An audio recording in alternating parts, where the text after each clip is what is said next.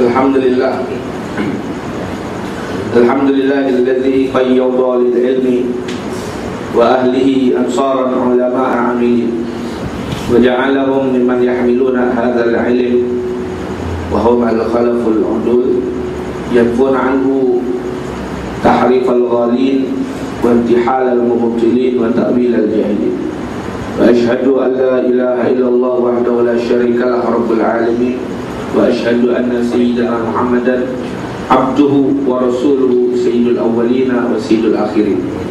Allahumma salli wa sallim wa karim ala sayyidina Muhammadin al-fatih lima ughliq wal khatim lima sabaq nasiril haqqi bil haqq wal hadi ila siratal mustaqim wa ala alihi wa sahbihi haqqa qadrihi min daril azim fi kulli lamhatin wa nafasin adada ma wasi'ahu ilmullahi amma ba'd. Rabbi shrah li sadri wa yassir li amri wahlul 'uqdatam min lisani yafqahu qawli wahdi qalbi wa saddid lisani bi haqqi sayyidina Muhammadin sallallahu alaihi wasallam ya rabbal alamin. Alhamdulillah, muslimin muslimat yang berbahagia rahimakumullah. Malam ini kita berada pada 17 Syaban, makna 13 hari lagi kita akan memasuki bulan suci Ramadan Al-Mubarak. Untuk kesempatan yang penuh dengan berkah ini, saya ingin membaca kitab Nasaih Diniyah, nasihat agama dan nasihat iman Al-Habib Abdullah bin Al-Haddad untuk bab puasa. Mudah-mudahan daripada bacaan ini kita dapat mengingat kembali ayat-ayat Quran dan hadis-hadis Nabi dan keterangan para ulama mengenai keutamaan bulan suci Ramadan Al-Mubarak ini. Dan insyaAllah kalau waktu cukup, kita akan bersama-sama mutolak sikit hukum fiqah ni tentang puasa. Sebab kalau kata Sayyidina Fudail bin Iyad ni tuan-tuan, dia terkenal di kalangan kaum sufi. Sebab dia ni dulunya bukan ulama, dulunya bukan wali Allah, bukan orang hebat. Dulu dia hebat juga, tapi bukan hebat bab agama, hebat bab dunia ni. Dia terkenal perompak besar, terkenal gangster gede betulnya ni, Fudail bin Iyad.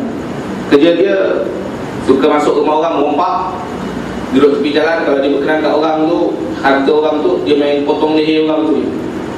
Hebat tak hebat Fudail bin Iyad.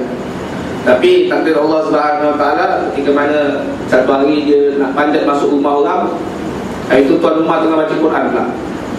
Antara ayat yang dibacakan oleh tuan rumah tu menyentuh kalbu Fudail bin Iyad. Walaupun dia ni nakal, jahat, tapi dia faham bahasa Arab. Bila dia faham bahasa Arab, maknanya dia faham Quran. Dan kita ni walaupun tak jahat, walaupun hebat, kita baik, Masya Allah, selalu dengan Quran, tapi kadang-kadang kita tak dapat apa yang Fudail bin Iyad dapat. Sebab apa? Sebab kita tak faham bahasa Arab. Bila tak faham bahasa Arab, tak faham pun Quran. Ini Fudail bin Iyad ni ada kelebihan ni. Mungkin dia lahir kat negeri Arab, dia faham bahasa Arab, bahasa Quran. Antara ayat yang dibaca oleh tuan rumah tu, A'udzubillahi minasyaitonir rajim, alam ya'ni lil ladzina amanu an takhsha'a qulubuhum li dzikrillah wa ma nazala minal haqq. Apakah belum tiba lagi waktu, belum sampai time dia untuk orang-orang yang beriman, untuk dia khusyuk kepada Allah Subhanahu Wa Taala, untuk dia ingat kepada Allah Subhanahu Wa Taala. Bila lagi masa Allah tadi? Alam ya'ni lil ladzina amanu, apakah belum sampai bagi orang yang beriman an takhsha'a, hendaknya hatinya khusyuk, tunduk di zikrillah, untuk mengingat Allah Subhanahu Wa Taala. Bila didengar ayat ni, kebetulan pula Allah nak bagi hidayah. Walaupun mungkin dulu dia tak pernah dengar ayat ni, tapi kebetulan detik itu, detik Allah nak bagi hidayah pada dia. Nombor satu, nombor dua, mungkin yang baca tu pada rumah tu mungkin orang soleh. Bila orang-orang soleh yang baca kan lain, tuan-tuan. Macam kita baca Quran pun, kita dia perasan sedap betul. Kita baca khusyuk ni, hebat betul bacaan kita. Dan itu memang kelebihan Quran. Kata dia, antara kelebihan Quran, setiap orang yang baca Quran, dia rasa dia punya bacaan yang paling best. Itu bukan kerana perasan, memang keistimewaan Quran ni. Tapi kadang-kadang orang lain dengar, aduh, macam-macam nak komplain, betul. Kalau Syekh Abdul Basit dekat Mesir sana, pernah jadi Qari International dulu. Bila dibaca Quran, katanya orang-orang Kristian yang kat dekat Mesir pun boleh takluk hati. Sampai ada yang beberapa orang yang mengucap 2 kalimat syahadat tertarik dengan bacaan, kehebatan bacaan Syekh Abdul Basit. Beza-beza orang, beza cara baca ni. Mungkin ikut ketakwaan orang yang baca. Kita lah kalau pergi kat Mekah tuan-tuan sendiri, imam masjid ada banyak macam-macam untuk Syekh itu. Syekh ini, Syekh itu, Abbasi dan lain-lain semua tu. Tapi bila kadang-kadang kita dengar Abdul Rahman Sudais baca, hati tu macam cair rasa. Betul, dia punya aura. Apalagi kalau dia sendiri menangis, kita pun melawan. Padahal kita tak tahu apa pun yang dia baca. Dia tarikkan Al-Quran. Tengok siapa yang baca. Seperti mana Nabi Allah Daud alaihi wa ala Nabi Abdul Salatu Wasalam, Allah karuniakan kitab Zabur yang tak berapa hebat pun kalau nak dibandingkan dengan Al-Quran. Walaupun kitab Zabur maha hebat, sebab dia juga firman Allah, tapi dia tak boleh kalahkan kitab Al-Quran. Zabur aja bila datang pada Nabi Daud, dan Nabi Daud baca tuan-tuan, bila dibaca kitab Zabur yang Allah karuniakan, Allah wahyukan kepada beliau, burung tengah terbang boleh berhenti. Berhenti je nak dengar kemerduan, keindahan firman Allah yang dibacakan oleh lisan hati yang khusyuk ke Allah Nabi Daud. Sampai katanya air pun boleh berhenti. Air pun boleh berhenti. Bila dia bertasbih kepada Allah, baca subhanallah, subhanallah, gunung ganang pun ikut bergoyang, ikut tasbih. Burung-burung pun ikut bertasbih dengan Nabi Daud. Nah, ini kehebatan Nabi Daud. Nabi Muhammad SAW dikaruniakan Al-Quran, dan ada orang-orang yang mana bila dibaca Quran ni, kita dengar hati kita, Allah boleh turunkan hidayah. Walaupun hanya dengan setakat membacanya, mendengarnya. Kerana itu ada ulama kata, antara mendengar Quran dengan membaca Quran, lebih afdal mendengar Quran. Sebab apa? Kaedah dia tuan-tuan, setiap ibadah fardu dengan ibadah sunnah, ibadah fardu mesti lebih hebat, mesti lebih afdal kalau nak dibandingkan dengan ibadah sunnah. Melainkan beberapa perkara. Katanya ada 3 perkara je yang sunnah lebih mulia daripada yang wajib. Antaranya bagi salam. Bagi salam hukumnya sunnah, jawab salam hukumnya wajib. Tapi bagi salam dengan jawab salam mana lebih afdal? Bagi salam lebih afdal, walaupun dia sunnah. Jawab salam hukumnya wajib. Itu apa, antara yang wajib dengan yang sunnah. Tetapi kebanyakannya amalan wajib dengan amalan sunnah, yang wajib lebih afdal lagi. Baca Quran tuan-tuan, hukumnya sunnah. Yang wajib baca Fatihah di dalam solat, selain itu sunnah je hukumnya. Tahu? Mendengar orang lain membaca Quran, hukumnya bukan sunnah, hukumnya wajib. A'udzubillahi minasyaitonir rajim. Wa idza quri'a al-Quran fastami'u lahu wa ansitu la'allakum turhamun. Allah jelaskan dalam Quran. Apabila dibacakan Al-Quran, ada orang baca Quran, fastami'u lahu, kata Allah, dengarkan. Istama'a yastami'u istima'an, istami'. Dia beza dengan sami'a yasma'u. Kalau sami'a yasma'u mendengar, kalau istama'a yastami'u mendengar betul-betul, mesti khusyuk. Allah tak suruh dengar, Allah suruh dengar betul-betul.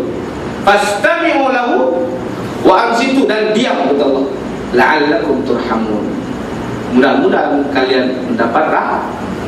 So kata ulama, mendengar orang lain baca Quran hukumnya wajib. Kita baca Quran hukumnya sunnah. Dalam bulan puasa nanti banyak yang tadarus. Kadang-kadang kita tadarus, member tadarus kita pun kejap-kejap berborak, kejap-kejap apa. Ni kita cuba hindarkan kalau boleh. Hindarkan, dengarkan kepada bacaan orang lain. Ini lebih afdal, lebih hebat, dan kadang-kadang kesannya lebih mendalam pada kita. Apalagi bacanya orang-orang soleh.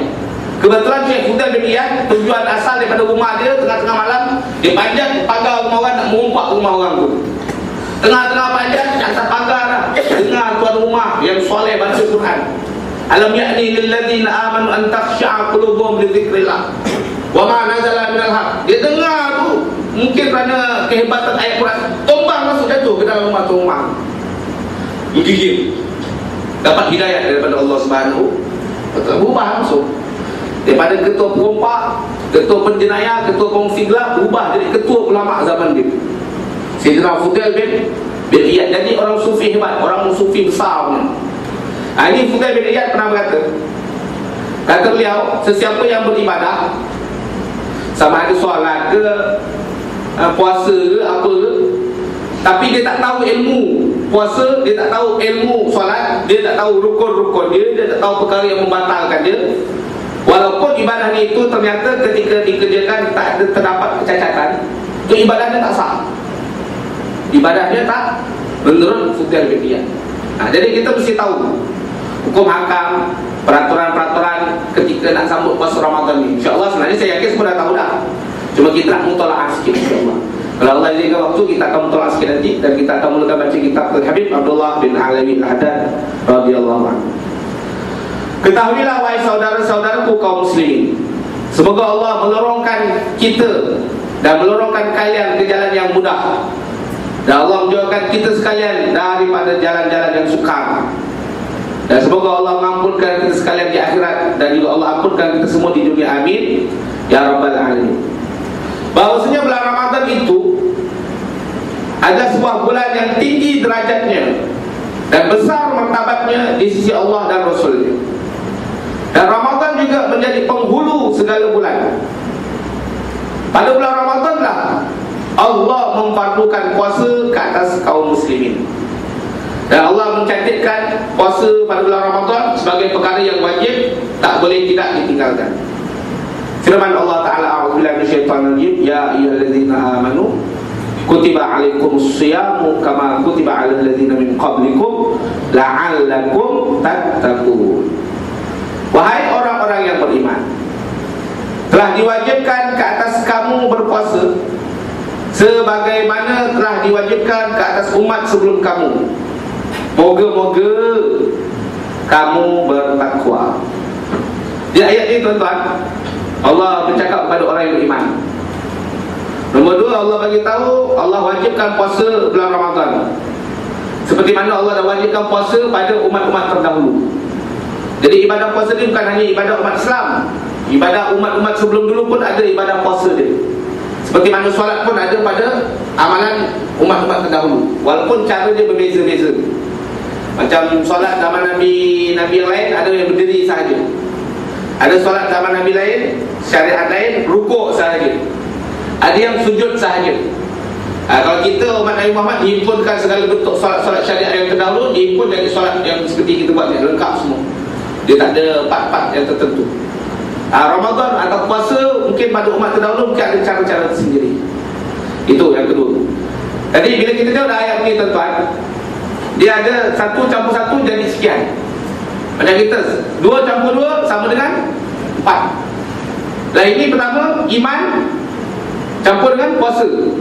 Wahai orang yang beriman, berpuasalah.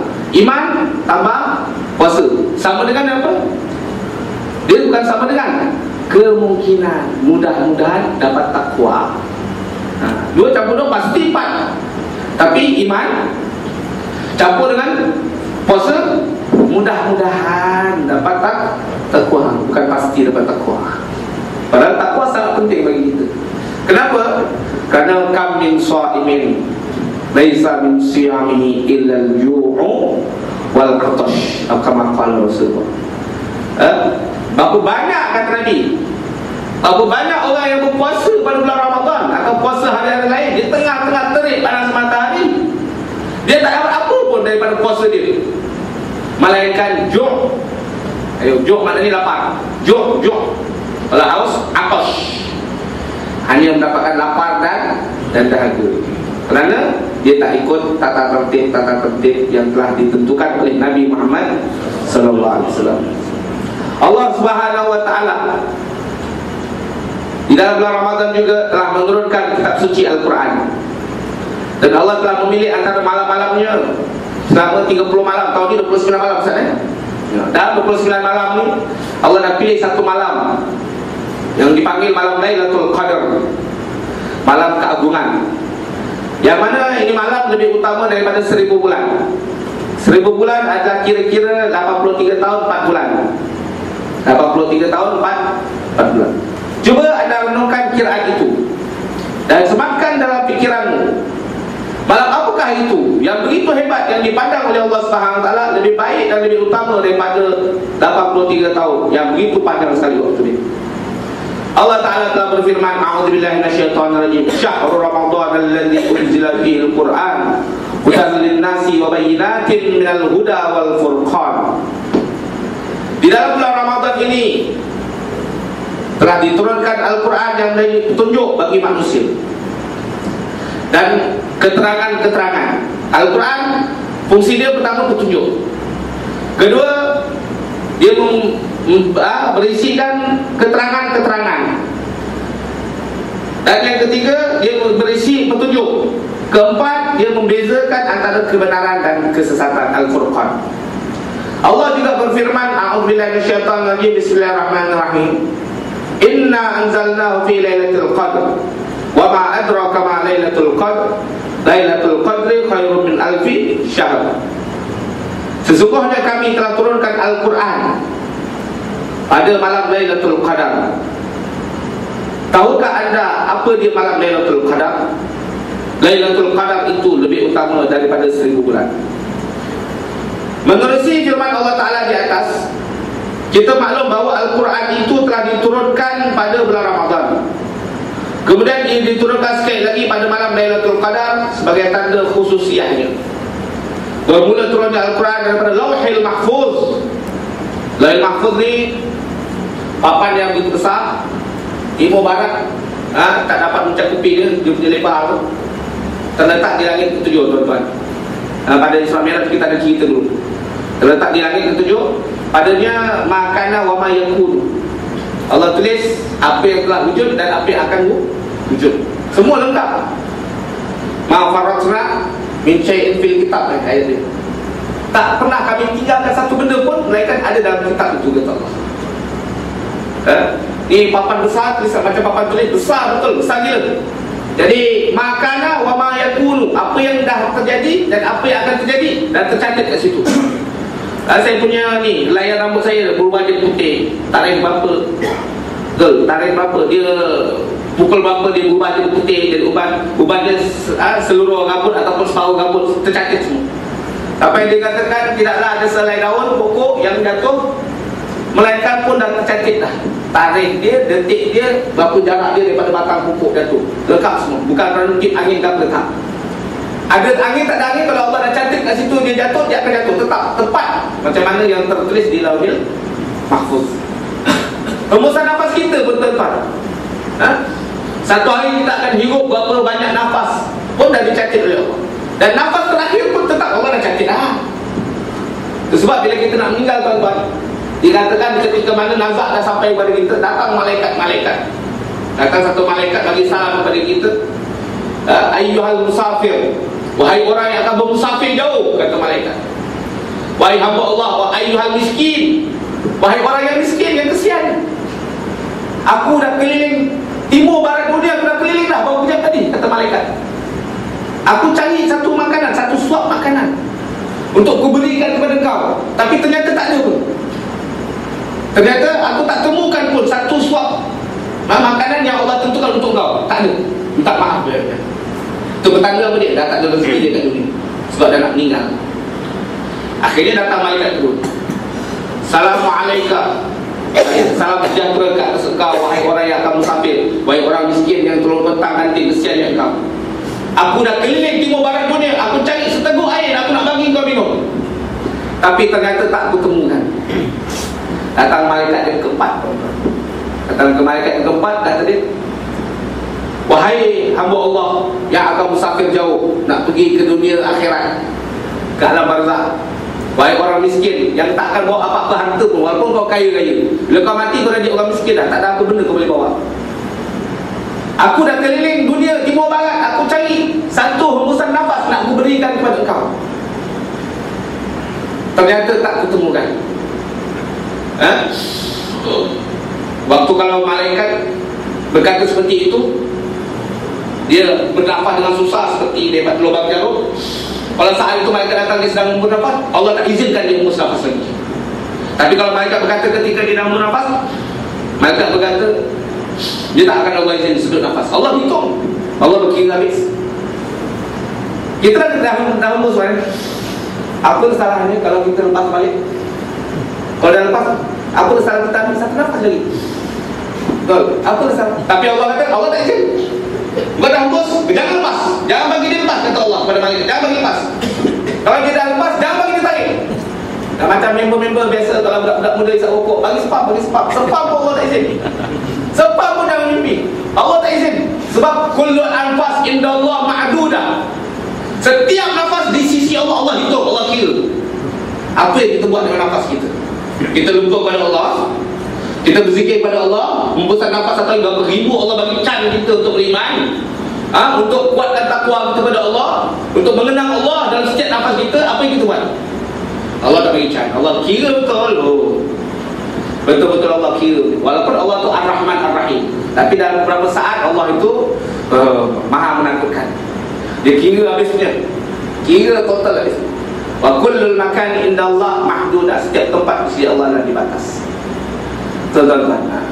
Jadi kembali pada tadi itu, Lauhil Mahfuz, hembusan nafas kita bila terakhir ada catatannya. Dia akan berubah terkadang-kadang selagi mana Allah belum mungkin beroskan, belum mana Allah tunjukkan pada malaikat yang buat kerja. Bila Allah dah tunjuk pada malaikat yang buat kerja, dia tak akan berubah lagi dah. Tapi selagi mana Allah belum tunjukkan perintah tu malaikat, pergi buat kerja ni, malaikat pergi, atau ni, malaikat pergi buat ni. Selagi mana Allah belum suruh, dia boleh berubah. Dia Allah sebut dalam Al-Quran, dan tuan-tuan baca 2 hari pas malam di 10 Syaban. Yaqullahu ma yasha'u wa yuthbit wa indahu ummul kitab ilahi bin tajallil a'zam fi lailatin nisfi min syahri Sya'ban al-mu'azzam allati yufraqu fiha kullu amrin hakimin wa yubram. Ada doa itu. Ambil daripada Al-Quran yang tadi itu. Yaqullahu ma yasha', Allah nak padam apa yang Allah kehendaki, terserah. Wa yuthbit, Allah nak teruskan catatan tu, terserah. Wa indahu ummul kitab, kerana di sisi Allah, milik Allah saja ummul kitab itu. Jadi tercantik tuan-tuan yang ada di situ. Jadi Al-Quran ni, buku yang saya baca ni, kitab-kitab yang ada yang tersebar mana-mana semua ni, ayat Quran ni semua tu ada tertulis pada Lauhil Mahfuz. Jadi dia punya server yang kat atas langit tu maha dahsyat. Kalau internet boleh tampung berapa banyak tu. YouTube kalau kita satu video 60 megabyte. Kalau filem-filem baru kalau kita download ada 150 megabyte. YouTube aja, belum lagi yang lain-lain. Yang Google punya server dalam berapa ribu gig tu. Dah main teran dah, tera. Berapa juta tera tu boleh tampung. Lah ini bukan makhluk punya ciptaan, ni Allah punya ciptaan. Lauhil Mahfuz, dia lebih dahsyat chip, segala chip. Semua yang ada daripada dunia ni, catatan, buku, kejadian, apa yang telah berlalu, apa yang akan terjadi, apa yang akan saya tulis, apa yang akan saya ucapkan, nafas saya bila terakhir, bila masuk dia, semua dah tercatat di Lauhil Mahfuz, termasuk Al-Quran. Allah dah catat Nun wal qalam, Allah sebut pakai kalam Allah Subhanahu wa ta'ala. Pada bulan Ramadan, sebelum Rasulullah SAW, di zaman Rasulullah SAW, Allah turunkan segelupuk Al-Quran di Baitul Izzah. Baitul Izzah ni sebuah tempat di langit dunia. Di langit dunia atau langit pertama sama. Langit dunia, langit pertama sama. Langit kedua, langit ketiga, langit keempat, langit kelima, langit keenam, langit ketujuh. Antara satu langit ke satu langit dikatakan apa tuan-tuan? Dikatakan perjalanan 500 tahun. Dan keluasannya maha dahsyat. Kalau saya dengar daripada keterangan Habib Salim bin Abdullah Syafiri, dikatakan bahawasanya hamparan dunia ni, 7 petala bumi yang ada sekarang semua ni tuan-tuan, dibandingkan dengan langit pertama, langit dunia, keluasannya bandingannya apa? Seumpama sebutir pasir di tengah-tengah hamparan pasir di tepi pantai. Ini bumi, alam semesta dunia ni yang kat bawah ni, dibandingkan dengan keluasan langit dunia yang pertama. Bandingannya apa dia? Bumi itu sebutir pasir, langit dunia bandingannya apa tuan-tuan? Hamparan pasir yang bertebaran di tepi pantai. Pasir yang bertebaran di tepi pantai. Antara langit kedua dengan langit pertama, langit pertama ni seumpama sebutir pasir. Langit kedua luasnya seumpama apa? Pasir-pasir yang bertebaran di tepi pantai. Antara langit ketiga lebih luas, lebih dahsyat dibandingkan dengan langit kedua, seumpama itu juga. Begitu dia dalam langit ketujuh. Dan langit ketujuh punya keluasan maha dahsyat. Langit ketujuh ada benda yang lebih dahsyat daripada itu, lebih besar, lebih agung, lebih hebat, lebih luas, yaitu kursi Allah. Sebab kita baca dalam ayat kursi Allah sebut, a'udzubillahi minasyaitonir rajim, Allahu la ilaha illa huwal hayyul qayyum la ta'khudhuhu sinatun wa la nawm lahu ma fis samawati wa ma fil ard man dhal ladzi yashfa'u indahu illa bi idhnihi ya'lamu ma baina aydihim wa ma khalfahum wa la yuhituna bi syai'in min 'ilmihi illa bima syaa. Tak ada siapa makhluk boleh tahu ilmu Allah Maha dahsyat illa bima syaa, kecuali apa yang Allah kehendaki. Wasi'a kursiyyuhu as-samawati wal ard. Kursi Allah meluasi, mengalahkan kehebatan as-samawat, 7 petan langit, wal ard, dan bumi. So ayat kursi bukan main-main tuan-tuan. Sangat hebat kehebatan dia. Kursi Allah tu aja dah maha dahsyat besar dia. Kita ni kalau nak bandingkan, kalau kita nampak kursi Allah mungkin kita langsung mati mungkin. Tak ada makhluk yang lebih dahsyat sebesar macam kursi tu. Kursi Allah yang begitu dahsyat ni, kita ni jangan kata sebutir pasir di tepi pantai tuan-tuan. Itu antara langit ke-7 dengan kursi kebandingannya ni. Kalau kita macam mana lagi, Masya Allah, maha kerdil, maha halus kita. Tak ada apa-apa di hadapan keagungan makhluk ciptaan Allah. Apalagi di hadapan keagungan Allah. Di hadapan keagungan makhluk ciptaan Allah seperti kursi pun kita ni maha kerdil tuan-tuan. Tak ada apa-apa pun. Kita nak bongkar lagi. Masya Allah. Kursi yang maha dahsyat pun ada benda yang lebih dahsyat lagi, iaitu apa dia? Arasy Allah Subhanahu wa ta'ala. Istana keagungan Allah ini lebih dahsyat lagi. Sebab kursi salah satu ibarat macam perabot yang dalam arasy Allah. Macam kita ada rumah, satu kursi kita dengan rumah kita besar rumah kita lagi. Kursi itu tak berapa kaki dibandingkan dengan ribuan kaki yang ada kat rumah kita, persegi kita, rumah kita. Jadi Allah Ta'ala telah menurunkan Al-Quran pada bulan Ramadan, daripada Lauhul Mahfuz ke Baitul Izzah. Ini dijelaskan dalam surah tadi, inna anzalnahu fi lailatul qadar. Sesungguhnya kami menurunkan dia itu adalah Al-Quran fi lailatul qadar, pada malam Lailatul Qadar. Ulama-ulama berbeza pendapat. Maksud Allah turunkan Al-Quran dalam ayat ini, apakah Iqra bismi rabbikal ladzi khalaq yang dimaksudkan, ataupun Quran yang segelupuk? Banyak ulama kata Al-Quran yang segelupuk turun daripada Lauhul Mahfuz ke Baitul Izzah. Tarikhnya kebanyakan ulama mengatakan 27 Ramadan. 27 Ramadan. Ada juga qaul yang mengatakan 17 Ramadan, bersamaan dengan Allah menurunkan wahyu pertama, Iqra bismi rabbikal ladzi khalaq, pada malam 17 Ramadan. Oleh itu, pada malam Allah menurunkan Al-Quran itu bertepatan malam 17 Ramadan, itu adalah malam Lailatul Qadar di ilmu Allah. Walaupun zaman itu belum ada lagi syariat Lailatul Qadar. Sebab Lailatul Qadar ni baru Allah bagi tahu, bagi Allah isytiharkan setelah Nabi SAW dan para sahabat dah ada kat mana tu? Dah ada kat Madinah, Ustaz kan? Sebab dia Madaniyah tu. Surah ni kalau kita dalam tafsir Madaniyah tu. Nabi dah ada kat Madinah dah. Tapi wahyu tu turun, Quran turun sebelum Nabi kat Madinah lagi. Wahyu pertama Nabi umur 40, malam 17 Ramadan. Jadi malam 17 Ramadan pada tahun itu adalah dikatakan malam Lailatul Qadar di ilmu Allah. Walaupun umat manusia belum tahu lagi. Ada juga mengatakan malam 27 Ramadan adalah malam Allah menurunkan Al-Quran daripada Lauhul Mahfuz ke Baitul Izzah. Maka banyak ulama berpendapat Lailatul Qadar adalah malam 27 Ramadan. Tapi berdasarkan hadis-hadis yang sahih, sesungguhnya dia tak tetap, dia berubah-ubah. Nabi SAW taharraw Lailatul Qadar bil ashril awakhir. Carilah malam Lailatul Qadar pada 10 malam yang terakhir. Kelebihan bulan Ramadan.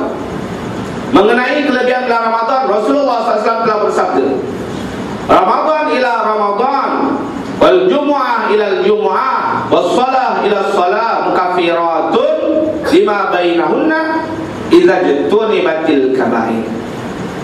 Bulan Ramadan sehingga bulan Ramadan yang akan datang, hari Jumaat sehingga ke hari Jumaat yang akan datang. Satu solat fardu ke solat fardu yang lain merupakan penebus dosa di antara kedua-duanya, selama mana dijauhi segala dosa-dosa besar. Contoh, tadi kita solat maghrib. Setelah kita solat maghrib, solat yang akan datang solat Isya. Antara dua solat ini 1 jam 20 minit lebih kurang.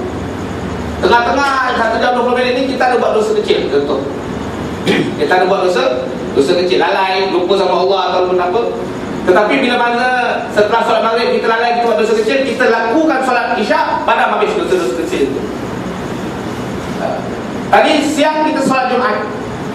Setelah kita solat Jumaat, balik daripada sembahyang Jumaat, kita pun berborak-borak, kita pun mengumpat saudara-mara kita yang bukan ulama, yang bukan orang soleh, saudara-mara kita yang orang-orang nakal.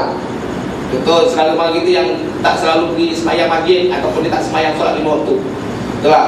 Kita punya saudara ni tak sembahyang 5 waktu. Dan kita tahu apa dia ni. Kau tahu dia dah masuk Ramadan ni pun tak nak sembahyang juga. Kita mengumpat dia juga. Mengumpat orang awam yang ahli maksiat, itu dosa kecil. Dosa kecil. Kita mengumpat. Habis itu dapat hari Sabtu pula kita buat dosa kecil lain lagi. Hari Ahad pun buat dosa kecil lagi. Sampai Jumaat yang akan datang minggu depan, kita pun solat Jumaat. Solat Jumaat di masjid. Seminggu tu dosa-dosa kecil kita semua Allah pandang. Kerana apa? Rahmatnya Allah Subhanahu wa taala. Itu seminggu. Nah sekarang ni Ramadan. Tahun lepas kita dah puasa bulan Ramadan. Dalam bulan 1, bulan 2, bulan 3 kita buat dosa kecil. Hari-hari buat dosa kecil. Kalau dihimpun kita jadi dosa besar. Bila nanti Ramadan yang akan datang ni kita puasa, dan Allah terima puasa kita, selama setahun tu dosa-dosa kecil kita Allah pandang habis. Walaupun kita tak baca istighfar, walaupun kita tak minta ampun sama Allah Subhanahu wa taala. Ada keterangan yang mengatakan satu dosa kecil yang kita buat, kalau Allah tak ampun, dia boleh heret kita ke dalam neraka 100 tahun. Satu dosa kecil tuan-tuan. Apalagi kalau 100 dosa kecil. Dosa kecil ni banyak, terlalu banyak tuan-tuan dosa kecil. Kita baca buku-buku komik, kita tak ingat Allah pun dah dosa kecil. Balik rumah kan kita tengok TV kan, ada gambar wanita-wanita tak tutup aurat pun dah dosa kecil. Betul? Wah, selalu sangat. Boleh dikatakan sering sangat kita melakukan dosa-dosa kecil. Tapi kerana rahmatnya Allah terhadap umat Nabi Muhammad, asalkan mereka puasa Ramadan, jumpa Ramadan tahun akan datang, setahun punya dosa kecil Allah pandang habis. Dengan cara dia menjauhkan dosa-dosa besar. Idza dituni batil kabair. Ada 5 minit lagi, saya baca fiqh sikit Ustaz InsyaAllah. Bismillahirrahmanirrahim.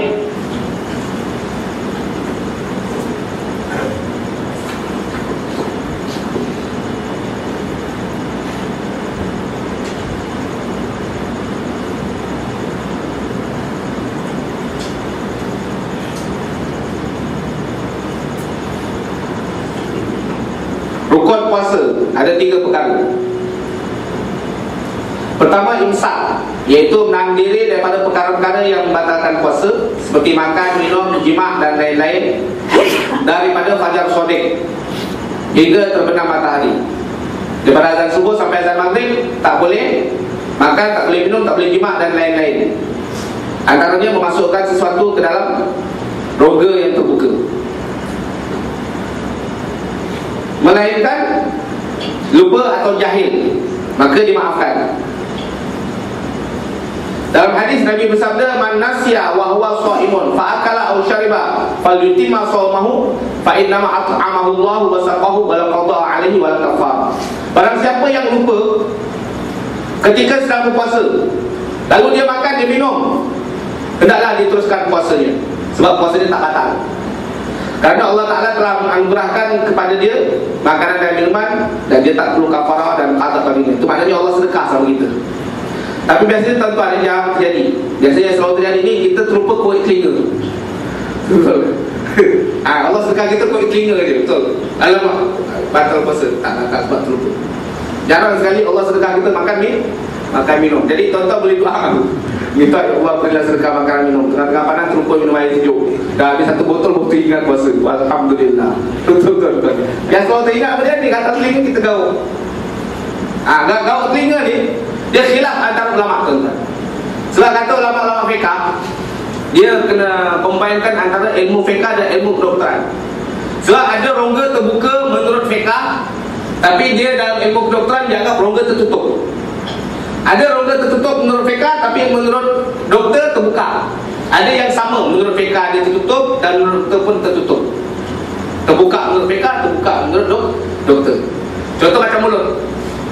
Mulut ini menurut ulama fiqh jawfun maftuhun, manfadun maftuhun, rongga terbuka. Menurut doktor pun terbuka.